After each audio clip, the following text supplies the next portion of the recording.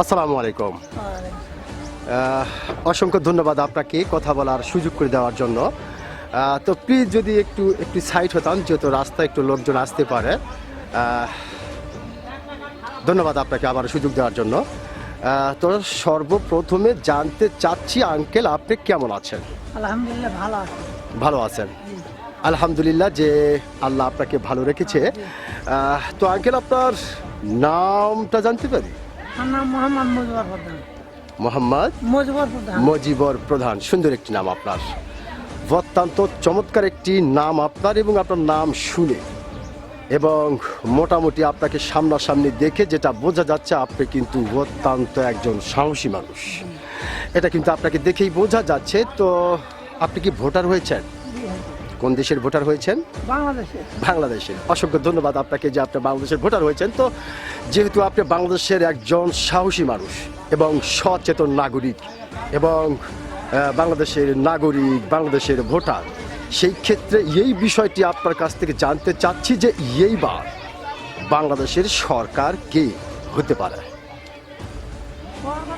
আমার কাছে সরকার নেই, আমরা তো এখনো বিএনপি জামাত ভোটও দেবো না।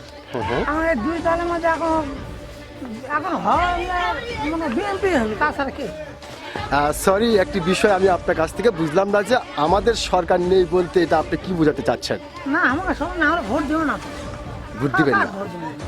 আচ্ছা আচ্ছা আমরা আওয়ামী লীগ করি, আমরা জামাত বিএনপি ভোট দেবো।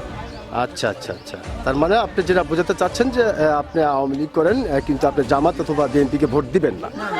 ওকে ওকে ওকে ওকে, ঠিক আছে। আমি আরেকটি বিষয় আপনার কাছ থেকে জানতে চাচ্ছি যে মনে করে ধরেন যে এবার বাংলাদেশের যে নির্বাচনটি হচ্ছে, এই নির্বাচনে বাংলাদেশের সমস্ত রাজনৈতিক দলগুলি অংশগ্রহণ করতেছে, তাহলে সেই ক্ষেত্রে সরকার কে হতে পারে?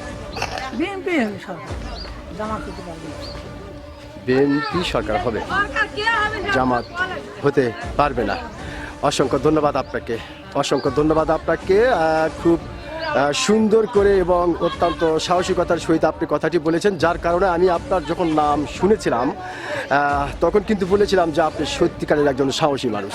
তো আপনি আপনার সাহসিকতার পরিচয় দিয়েছেন, অসংখ্য ধন্যবাদ আপনাকে।